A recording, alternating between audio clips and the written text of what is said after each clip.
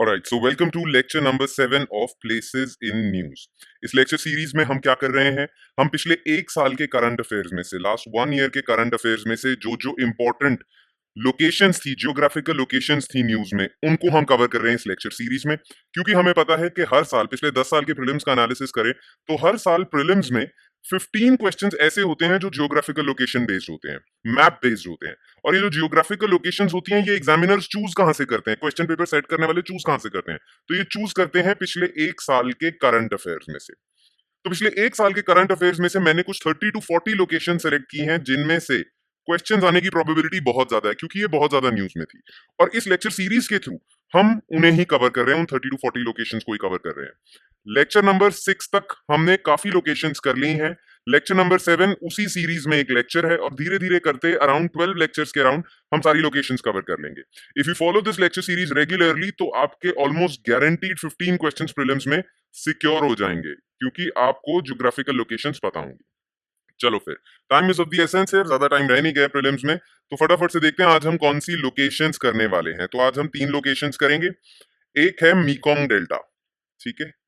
ये न्यूज में था क्योंकि एक चीज होती है मीकोंग गंगा कोऑपरेशन। मीकोंग भी एक रिवर है, गंगा भी एक रिवर है, तो ये इंडिया का कुछ कोऑपरेशन है आसियान कंट्रीज के साथ, तो वो देखेंगे। देन टिमोर लेस्टे 2024 में काफी न्यूज में था, इसको हम देखेंगे, कंट्री है।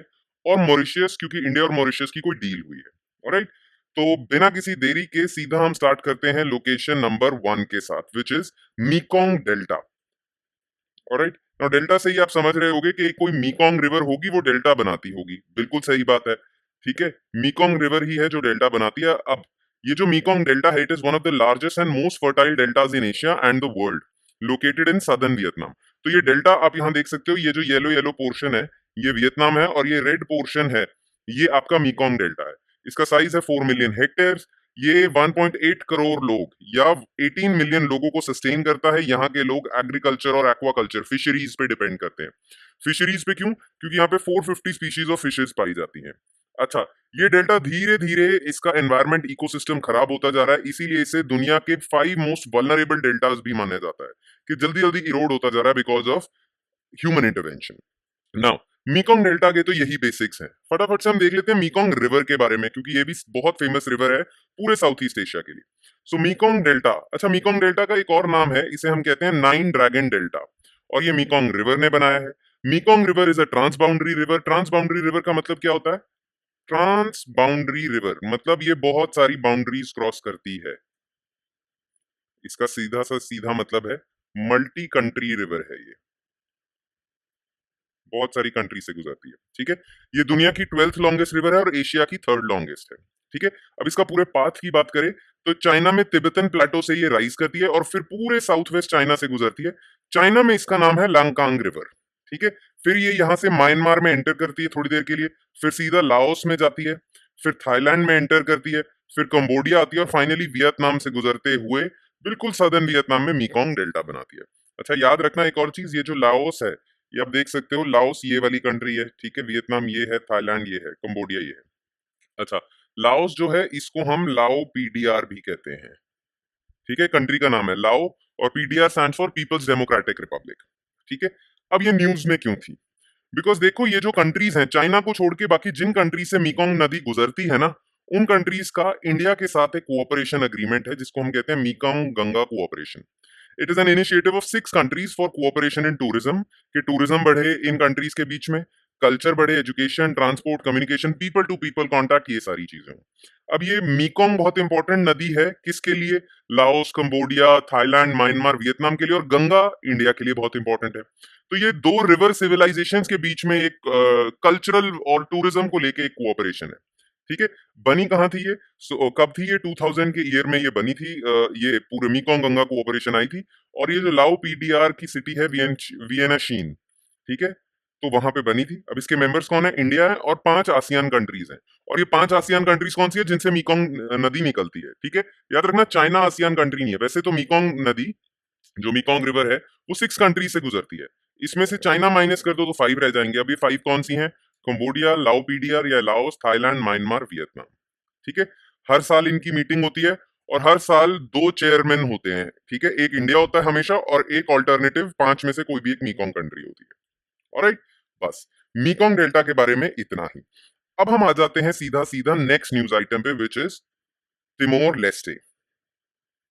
ठीक है, तो टिमोर लेस्टे यहाँ आप मैप में देख सकते हो, ये है, इसे ईस्ट टिमोर भी कहते हैं। ठीक है, ईस्ट टिमोर भी कहते हैं, पर इसका ऑफिशियल नेम है रिपब्लिक ऑफ टिमोर लेस्टे। ये साउथ ईस्ट एशिया में, यहाँ आप मैप में देख सकते हो, ये थाईलैंड, मलेशिया, इंडोनेशिया और यहाँ पे ऑस्ट्रेलिया के जस्ट ऊपर है ईस्ट टिमोर।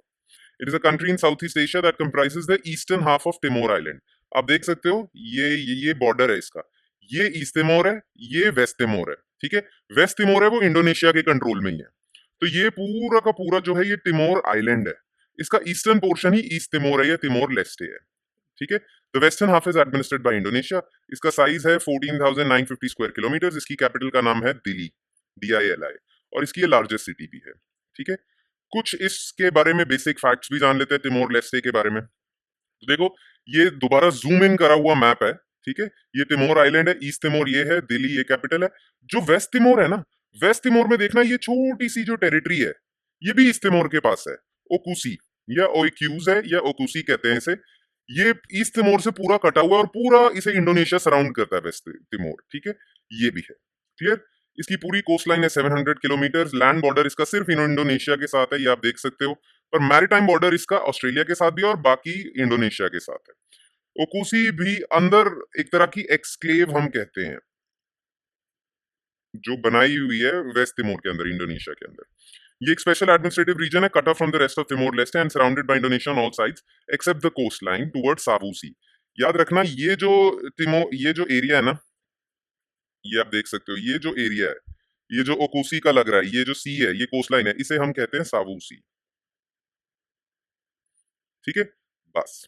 ऑलराइट, ना देखो, तिमोर लेस्टे के बारे में थोड़ा हिस्टोरिक बैकग्राउंड हमें पता होना चाहिए। ठीक है, याद रखना, तिमोर लेस्टे जो था वो हमेशा से पोर्चुगीज कॉलोनी था।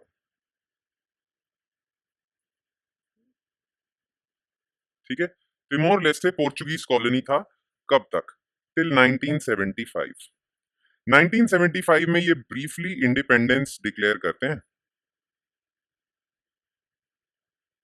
ठीक है, बट 1975 में ही इन्हें इन्वेड कर देता है और इन्हें ऑक्यूपाई करता है इंडोनेशिया।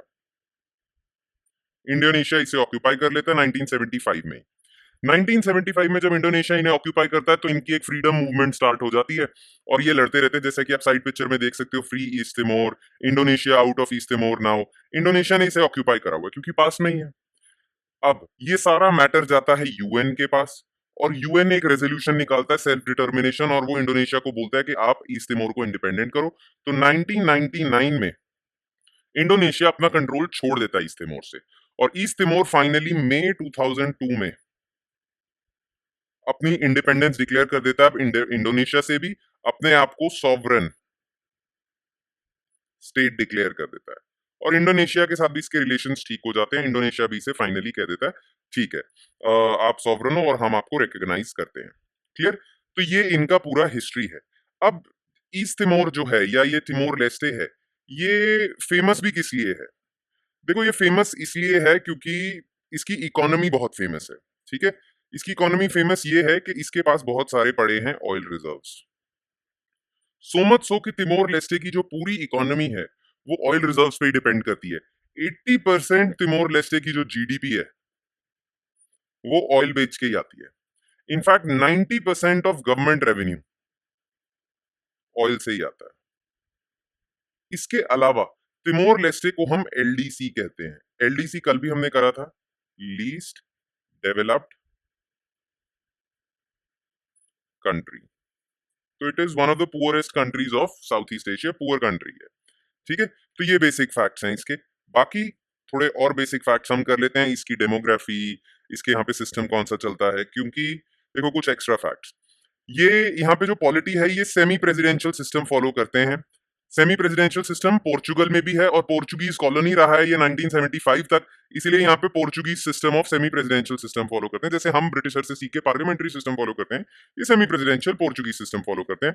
सेमी प्रेसिडेंशियल सिस्टम में क्या, एग्जीक्यूटिव पावर प्रेसिडेंट और प्राइम मिनिस्टर शेयर करते हैं। इसकी पॉपुलेशन है 1.34 मिलियन और ज्यादातर इसकी यंग पॉपुलेशन है। ठीक है, यंग पॉपुलेशन क्यों है? क्योंकि यहाँ के टोटल फर्टिलिटी रेट बहुत ज्यादा हाई है, तो बर्थ रेट बहुत हाई रहता है यहाँ पे। ठीक है। इनकी नेशनल लैंग्वेज का नाम है टेटम। टेटम यहाँ की ना लोकल लैंग्वेज है, ये जो साउथ ईस्ट एशिया में जो ऑस्ट्रेलेशियन लैंग्वेजेस होती है ना आइलैंड्स की, वो और पोर्चुगीज मिक्स जो लैंग्वेज है ना, उसको टेटम कहते हैं। यहाँ का मेजर रिलीजन क्रिश्चियनिटी, और क्रिश्चियनिटी का भी कैथोलिसिज्म है। अब ये न्यूज में क्यों था, ये हमारे लिए इंपॉर्टेंट है ना।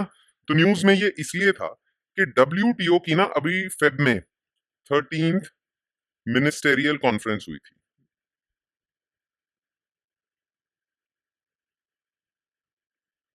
किसकी? डब्ल्यूटीओ की 13th मिनिस्टेरियल कॉन्फ्रेंस हुई थी। कहां हुई थी? अबू धाबी में हुई थी। ठीक है। वहां पे दो कंट्रीज को आपने डब्ल्यूटीओ का मेंबर बना दिया। वो दो कंट्रीज कौन सी हैं? एक है आपकी तिमोर लेस्टे और दूसरी है कोमोरोज आइलैंड। ये अफ्रीका में है। ठीक है। तो इन दोनों कंट्रीज को आपने डब्ल्यूटीओ की मेंबरशिप दे दी और अब डब्ल्यूटीओ के पास टोटल 166 मेंबरशिप हो चुकी है। हाँ, both Timor Leste and Comoros island are classified as LDCs. ठीक है। तो ये रीजन था, इसीलिए इसे न्यूज में डाला गया।